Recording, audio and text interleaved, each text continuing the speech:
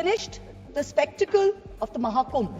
The same UP government who was unable to count the number of deaths in the Kumbh stampedes and give the country a number was magically able to insist that precisely 63 crore people had bathed in the river. You keep saying democracy, democracy, democracy. The Honorable Prime Minister is talking to podcasts all over the world talking about freedom to criticize and democracy and democratic processes. We welcome it. But for a democracy to function, it is vital that its electoral processes be above board and above question. We find it very hard to understand why this government's taxation policy continues to widen the stark divide between the two Indias.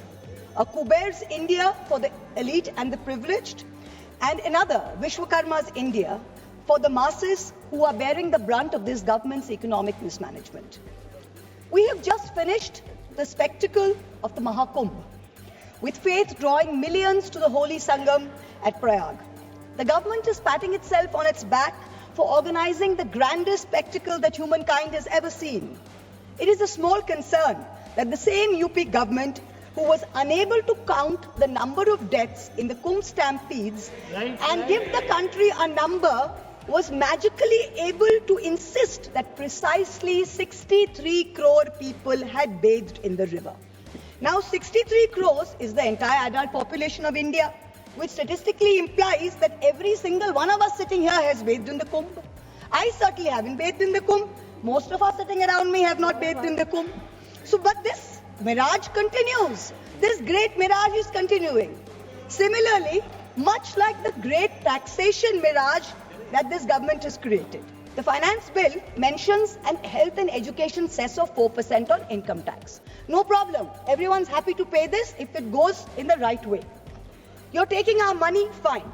The Kothari Commission in 1966 had said that 6% of India's GDP must be spent on education.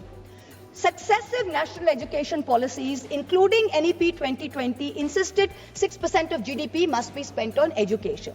What are we spending today? Around 4.5%. What is China spending? 6.2%. This government's own national health policy of 2017 said that public health must account for 2.5% of GDP. What is this government spending today in the last budget? 1.94%. We must be the only country with a declining spending in health. The last few years, we have come down from 2% to 1.94%. So, Madam Finance Minister, wherever you are, I hope you're listening to me. Taxpayers don't mind paying extra cess for health and education, but at least spend it. Give the country what it deserves. You keep saying democracy, democracy, democracy. The Honorable Prime Minister is talking to podcasts all over the world talking about freedom to criticize and democracy and democratic processes. We welcome it. But for a democracy to function, it is vital that its electoral processes be above board and above question. The legislative department in the law ministry is the nodal department which controls all spending for elections, for polls, for appointment for the poll members. The Honorable Finance Minister this year allocated 300 crores for voter ID cards, allocated 600 crores for election expenses, allocated 19 crores for EVM machines. But here we have an election commission that is refusing to give 100% VVPAT paper trails. It is refusing to make 17C forms public. It is refusing to give us new additions and deletions to the voter list. It is refusing to explain how duplicate epic cards are being issued in Murshidabad and in Gujarat. So spend taxpayers' money, but use it in the right way. We need some answers. More than 17.5 lakh Indians have acquired foreign citizenship of another country in the past decade. An estimated $21,300 millionaires left India in the past 3 years alone.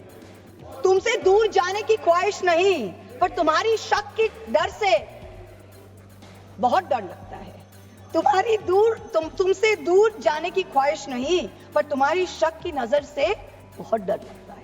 This is what people are telling this government. Is the government trying to bring back electoral bonds in other shape or form? The bonds were declared unconstitutional in February 24 by the Supreme Court. And yet, in the new Income Tax Bill 25, Schedule 8, provisions relating to the electoral bonds are mentioned. Is this legislative oversight? In which case, very shoddy work on your part. And if it's not oversight, then it shows that you're keeping the road open, so some kind of back entry to your fiction system. This is very clear. Electoral bond data shows that companies with negative profits donated 434 crores to the BJP. 41 companies under investigation donated 2,500 crores to the BJP. 30 companies facing investigation donated 335 crores. Madam Finance Minister, the CBDT in your hand is an engine to spur India's growth through transparent and progressive taxation. Please do not turn it into an agency like the ED and the CBI. Coming back to the finance bill, it is nothing but a testament to this government's flawed economic vision. I oppose this bill because it taxes the wealth creators, ignores, I've got 10 seconds, madam, ignores the poor and empowers the government with unchecked powers of intrusion. India deserves better.